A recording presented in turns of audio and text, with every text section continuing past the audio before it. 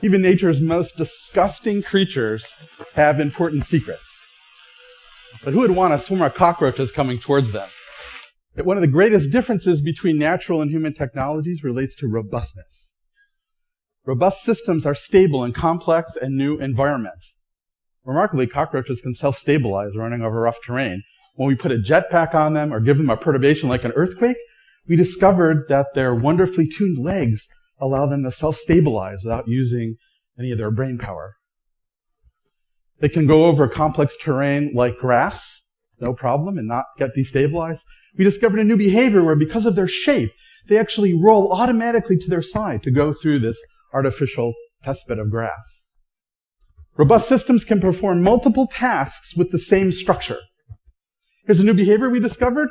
The animals rapidly invert and disappear in less than 150 milliseconds. You never see them using the same structures that they use to run, their legs. They can run upside down very rapidly on rods, branches, and wires. And if you perturb one of those branches, they can do this. They can perform gymnastic maneuvers like no robot we have yet.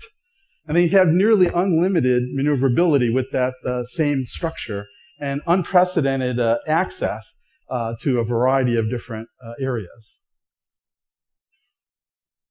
They have wings for flying when they get warm, but they use those same wings to flip over if they get destabilized. Very effective. Robust systems are also fault-tolerant and fail-safe. This is the foot of a cockroach. It has spines and gluey pads and claws. But if you take off those feet, they can still go over rough terrain, like the bottom video that you see, without hardly slowing down. Extraordinary. They can run up mesh without their feet. Here's an animal using a normal alternating tripod, 3 legs, 3 legs, 3 legs. But in nature, the insects often have lost their legs. Here's one moving with 2 middle legs gone. You can even lose 3 legs and a tripod, and they adopt a new gait, a hopping gait. And I point out that all of these videos are slowed down 20 times. So they're actually really fast when you see this. Robust systems are also damage resistant. Here's an animal climbing up a wall. It looks like a rapid, smooth, vertical climb. But when you slow it down, you see something very different. Here's what they do. They intentionally have a head-on collision with the wall so they don't slow down and can transition up it in 75 milliseconds. And they can do this in part because they have extraordinary exoskeletons.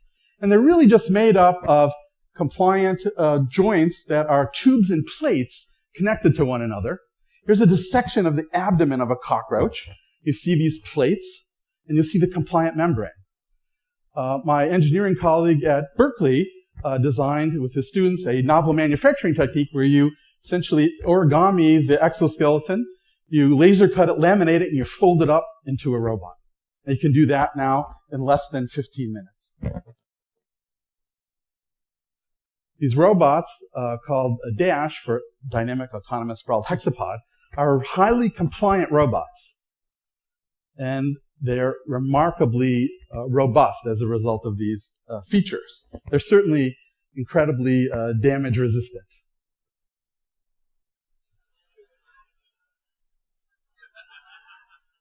They even have some of the behaviors of the cockroaches. So they can use their smart, compliant body to transition up a wall in a very simple way. They even have some of the beginnings of the rapid inversion behavior where they disappear.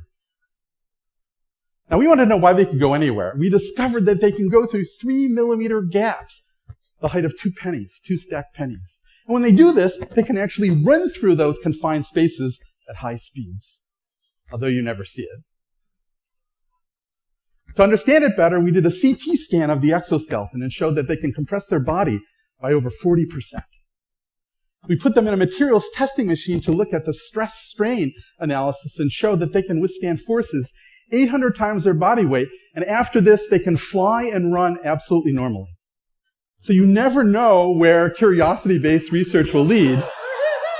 And someday you may want a swarm of cockroach-inspired robots to come at you.